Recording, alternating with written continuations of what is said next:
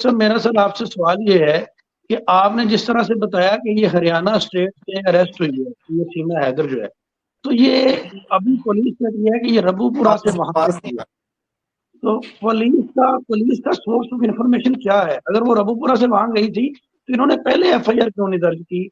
और एक चीज और है कि जब हमारे पाकिस्तान में ये होता है कि जब आपने दूसरी स्टेट में जाना होता है तो फिर आप हेड ऑफ पुलिस से परमिशन लेते हैं, साथ आप होम डिपार्टमेंट से परमिशन लेते हैं, देन जिस जगह से आप बंदे को अरेस्ट करते हैं वहां पुलिस को भी इन्फॉर्म करते हैं, वहां होम डिपार्टमेंट को भी इन्फॉर्म करते हैं, और जुडिशियल मजिस्ट्रेट साहब से आप ट्रांजिट रिमांड लेते हैं। तो ये एक एसएचओ ने वो कोई जरूरत, ये किस तरह से इसने किया, ये नहीं हमें समझ आ रही कि इतनी बहादुरी का मुजाहरा और फिर एफआईआर उसको पकड़ने के बाद दर्ज की है, तो इसका क्या फायदा हो सकता है सीमा हैदर? देखिए, मैं आपको बताऊं कि मैंने दो फरीदाबाद, जहां एफआईआर में इसकी प्लेस ऑफ अरेस्ट दिखाया गया है, वो place of G G. Arrest दिखाया गया है चंद्रावली नाले के सामने, सेक्टर 59, बल्लभगढ़, फरीदाबाद। अब इसमें क्या किया कि ये जो प्लेस ऑफ अरेस्ट दिखाया गया है ना, ये place of arrest 4 police station की ज्यूरिडिक्शन को एक पॉइंट में दिखा दिया। चंद्रावली थाना, जो इकट्ठा वर्ड यूज किया गया एफआईआर के अंदर, चंद्रावली जो नाला है चंद्रावली, वो लगता है सदर बल्लभगढ़ थाने के अंदर। उसके सामने का एरिया लगता है आदर्श नगर थाना में, और सेक्टर 59 जो लिखा वो सेक्टर 58 पुलिस स्टेशन के अंदर लगता है। यानी कि 4 पुलिस स्टेशन की ज्यूरिडिक्शन एक पॉइंट में दिखा दी गई, क्लियर पॉइंट नहीं लिखा गया कि कहां से अरेस्ट किया।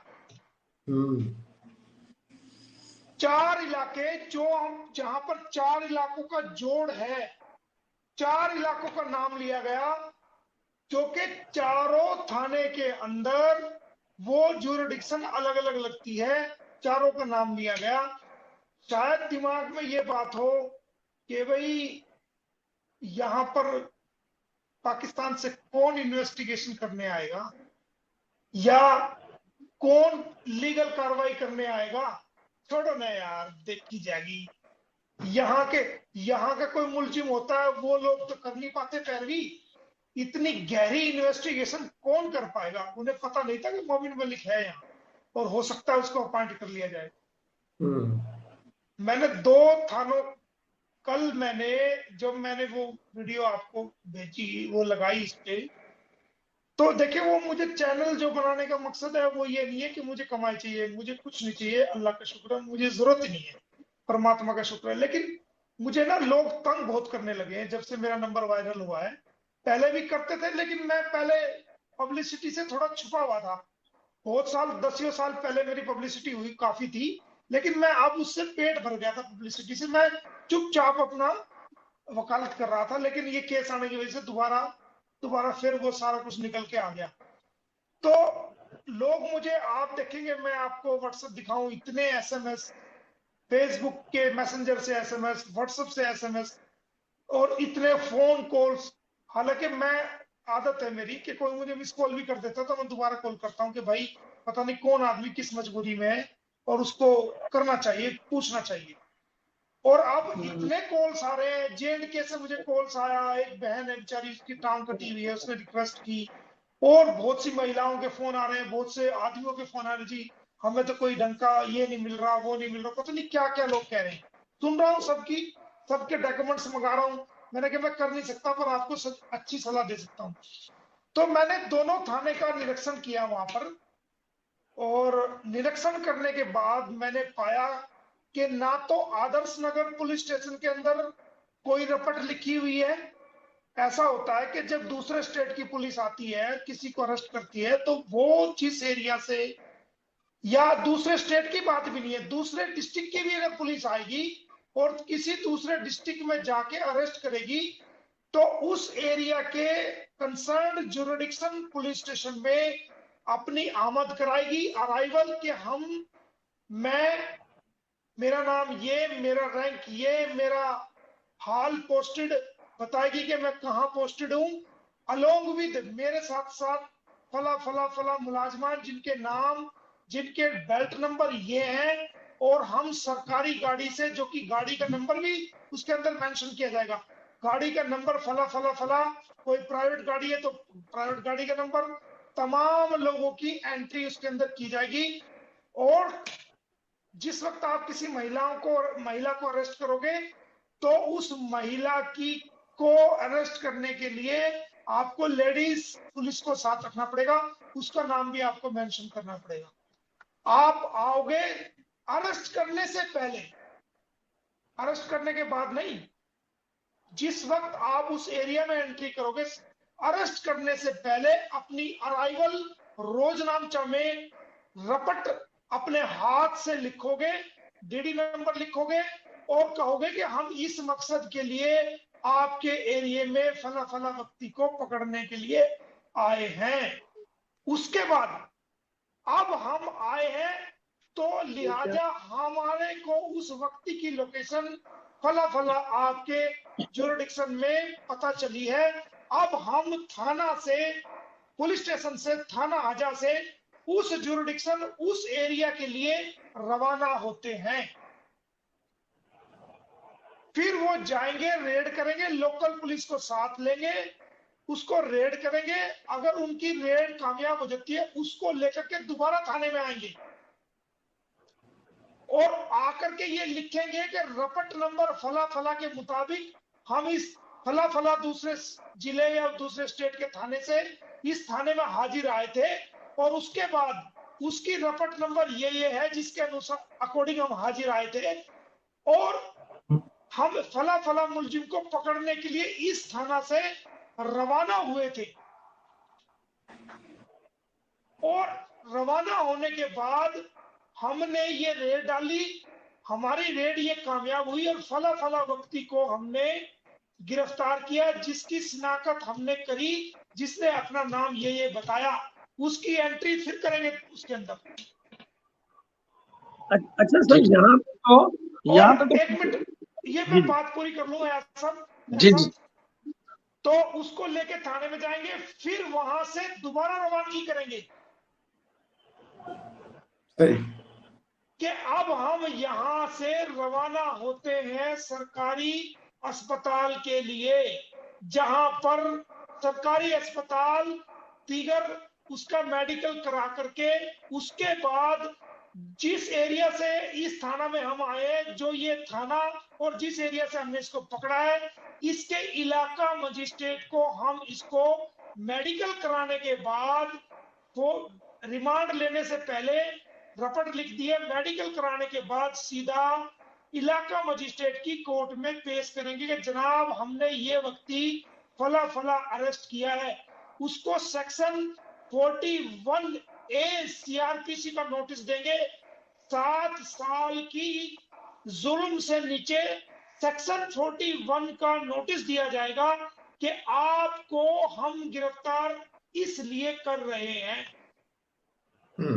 और उसके बाद जब मजिस्ट्रेट को हम पेश करेंगे तो वहां से राहदारी रिमांड लिया जाएगा, राहदारी ऑर्डर लिए जाएंगे मजिस्ट्रेट से कि जनाब हमने इसको पकड़ा है और इस वक्त में पकड़ा है, लिहाजा हमें 24 घंटे के अंदर अंदर जहां पर एफआईआर दर्ज है वहां के इलाका मजिस्ट्रेट को हमें इस बंदे को पेश करना है। आप हमें यहां से लेके और हमारे इलाके तक जाने के लिए हमें ट्रांजिट रिमांड दें, राहदारी रिमांड। जी बिल्कुल सर। जो वहां का मजिस्ट्रेट होगा वो उसको ट्रांजिट रिमांड, वकील साहब बैठे हुए हैं, ट्रांजिट रिमांड देगा, और उसको हिंदी में, उर्दू में राहदारी रिमांड कहते हैं। जी जी सर। फिर उसको, और वो जिस मजिस्ट्रेट को पेश करेंगे ट्रांजिट रिमांड लेते हुए वो मजिस्ट्रेट कहेगा कि इनका मेडिकल दिखाओ, कहीं आपने इनको मारा कुटा तो नहीं है। तो मारा कुटा तो नहीं है, तो वो मजिस्ट्रेट उसका मेडिकल देखेगा, कहीं ये मारपीट के तुम लेके आए, उसके बाद ट्रांजिट रिमांड देगा। और ट्रांजिट रिमांड लेने के बाद आप उसको अपने इलाके के थाने में जाएंगे और वहां जाकर के रोजनामचा में लिखेंगे बाकायदा रपट कि हम इस फला फला एफआईआर जो दर्ज हुई थी पहले से, उसके सिलसिले में हम फला फला डिस्ट्रिक्ट में फला फला स्टेट में गए थे और हमने ये रपट नंबर के मुताबिक वहां के रोजनामचे में अपनी अरावल कराई।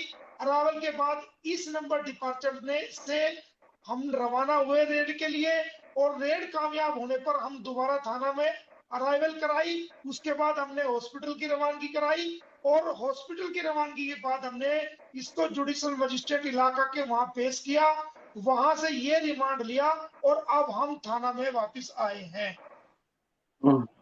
बिल्कुल सही बात। और लेकिन जब वो थाना में वापस आ जाएंगे तो 24 आवर्स के अंदर उनको, जो उनके इलाके का मजिस्ट्रेट है जहां पर वो एफआईआर दर्ज हुई है, वहां के मजिस्ट्रेट को पेश करने से पहले दोबारा फिर मेडिकल कराया जाएगा और वो मेडिकल के डॉक्यूमेंट के साथ वो एक रिमांड लेने के लिए मजिस्ट्रेट के यहाँ पेश करेंगे। उनसे रिमांड मांगेंगे कि हमने इस व्यक्ति को वहां से अरेस्ट किया है और इसको हमने पूछताछ करनी है, इससे बरामदगी करनी है, लिहाजा हमें 14 दिन का रिमांड दिया जाए। तो वो मजिस्ट्रेट के जुडिशियल माइंड पर डिपेंड करता है कि वो 14 दिन से 2 दिन का रिमांड दे, 1 दिन का रिमांड दे या 4 दिन का रिमांड दे, तब उसको रिमांड मिलेगा। उस रिमांड के अंदर वो पूछताछ करेंगे, इंटेरोगेट करेंगे, और लेकिन मेडिकल कराएंगे पहले, और थर्ड डिग्री का कोई यूज नहीं करेंगे। उसके बाद उसका कबूलनामा लिखा जाएगा जिसको डिस्क्लोज स्टेटमेंट कहते हैं, और उसकी अरेस्ट की इंफॉर्मेशन वो concerned family member, responsible concerned family member को फौरी तौर से दी जाएगी, लिखित में और फोन द्वारा या मेल द्वारा या पुलिस के किसी अधिकारी को भेज करके। अगर कोई विदेशी पकड़ा जाता है तो उसकी इंफॉर्मेशन जिस भी मुल्क के इंसान को आपने, रेजिडेंट को, नेशनल को आपने पकड़ा है, तो उसके हाई कमीशन को फौरी तौर से आप जो है वो इंफॉर्मेशन देंगे कि आपके देश का रहने वाला ये व्यक्ति यहाँ पर इलीगल तरीके से विदाउट दी वैलिड वीजा ये यहाँ पर पकड़ा गया है। अगर वो हाई कमीशन को भी इंफॉर्मेशन दे देते हैं तो समझा जाएगा कि आपने इनके घर वालों को इंफॉर्मेशन दे दी है ऑफिशियल। और रिमांड के दौरान जो चीज भी रिकवर होगी, उसके बाद अगर 2 दिन का रिमांड मिला है तो रिकवरी मेमो बनाया जाएगा, और रिकवरी मेमो बना करके उसको सील किया जाएगा और मजिस्ट्रेट के सामने केस डायरी में ये सारी बातें लिखी जाएंगी, और रिमांड खत्म होने के बाद दोबारा से मजिस्ट्रेट के यहाँ पेश किया जाएगा। अगर फर्दर रिमांड की जरूरत नहीं है तो उसको जुडिशियल कस्टडी मजिस्ट्रेट 14 दिन की भेज देगा। ये पुलिस का काम है। मोमिन सर, एक सवाल है यहाँ पर। ये तो आपने सारी कानूनी कार्रवाई बताई है, सवाल ये आता है कि इस कानूनी कार्रवाई को फॉलो क्यों नहीं किया गया? अच्छा, मेरा यहाँ पे फैजल भाई, उससे पहले मेरा ये सवाल है कि ये जो मोमिन सर ने कार्रवाई सारी बताई है, बिल्कुल पाकिस्तान में भी इसी तरह से, और हम कल भी यही बात कर रहे थे ट्रांजिट रिमांड की, और उन्होंने पूरा प्रोसीजर बड़ी वजाहत से बताया। अच्छा, यहाँ पे जो हमारे प्रैक्टिस वो ये है कि किसी पुलिस ऑफिसर की, जैसे हमारे यहाँ पे head of police inspector general होता है, आईजी होता है, वहाँ पे शायद किसी और नाम से मुखातिब किया जाता हो, उसके लिए एफआईआर किसी को अरेस्ट कर। लेकिन मुझे इस सारे मामले में समझ नहीं आ रही कि ये तो बगैर एफआईआर की उन्होंने अरेस्ट कर लिया, फिर किसी को कोई प्रोसीजर भी नहीं फॉलो किया, तो इस पे क्या हमारा नेक्स्ट स्टेप होगा सर? इसमें हम क्या इनके खिलाफ जो है वो कार्रवाई, तो सीधा सीधा अगवा चिंता है। फिर अभी तेल देखो, तेल की धार देखो। बिल्कुल सही है। आपको सही भी है। पता है वकील साहब, आपको भी पता है वकील साहब कि जो आदमी इन्वेस्टिगेशन में लैप्स करेगा उसका पुलिस डिपार्टमेंट उसका क्या क्या करता है। बिल्कुल सही बात है। 166 ए, 166 ए, 183, 166, 167, 168 आईपीसी ये क्या कहती है? बिल्कुल सही बात। Negligent 166 negligence by the investigation officer. बिल्कुल 183 ये कहती है, 166 ये कहती है, 167, 68 पूरा इंडियन पेनल कोड में ये प्रोविजन है। अगर कोई सरकारी मुलाजिम अपने फर्ज को अंजाम ठीक से नहीं देता है, लापरवाही करता है, जानबूझ के कोताही करता है, उसमें कमियां करता है, तो 166 ए, 166 क्या कहती है? उसमें 3 साल की सजा है।